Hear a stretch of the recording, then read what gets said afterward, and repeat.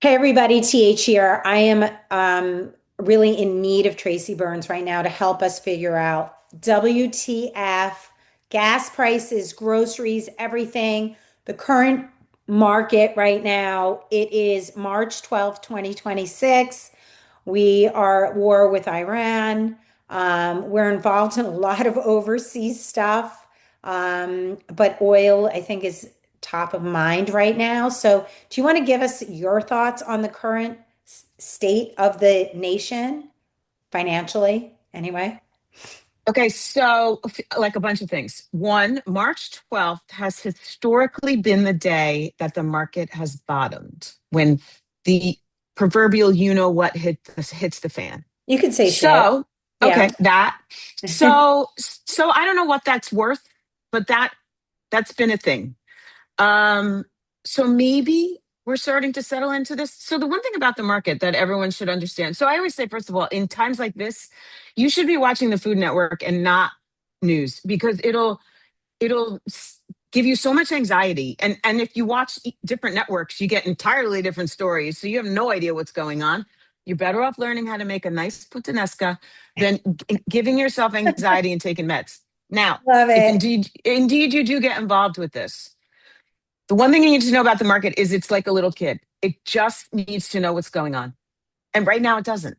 And so the uncertainty is what creates a little bit of volatility.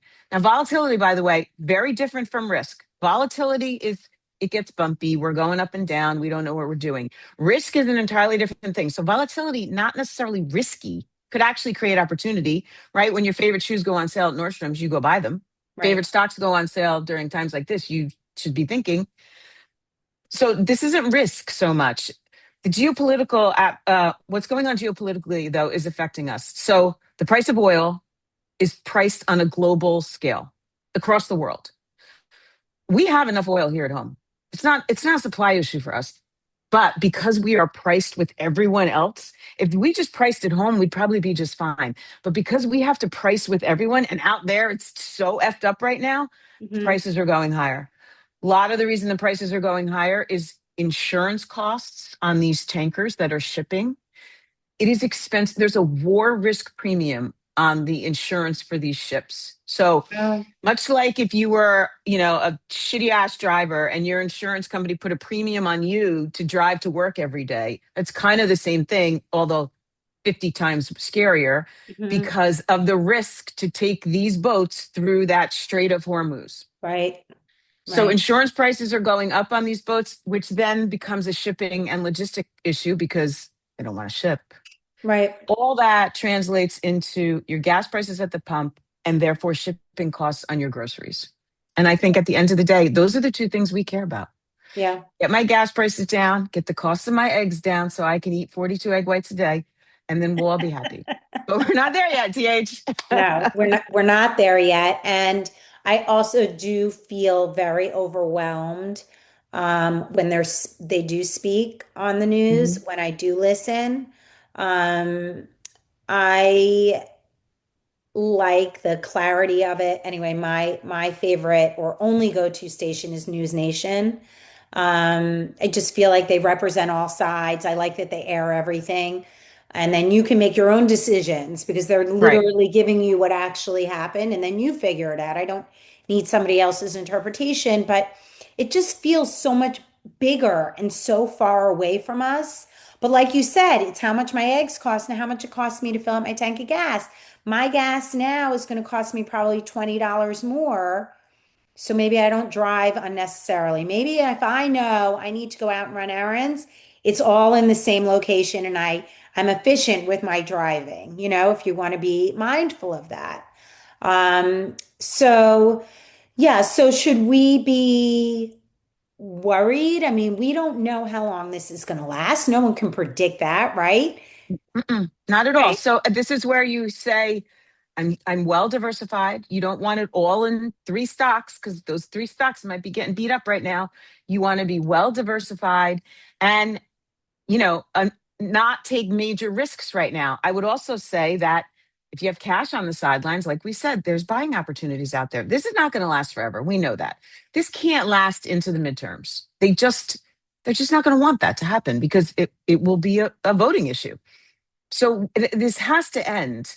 How much pain we feel until then is a whole different story. But again, this plays to the diversification factor. If you are well diversified, you're probably not really, really feeling this in your portfolio. And you're If you talking, are, just to be clear, you're talking about if you've invested stocks, retirement, IRA. That's what you're talking about in portfolio. I want to be that is totally actually a clear. great question. And no, I'm talking about in your portfolio, you have stocks, you have some stocks that are based domestically, you have stocks that are based internationally, you have some bonds because bonds just give you a fixed return. The price of bond changes, but your interest payment that you're getting on that bond doesn't change.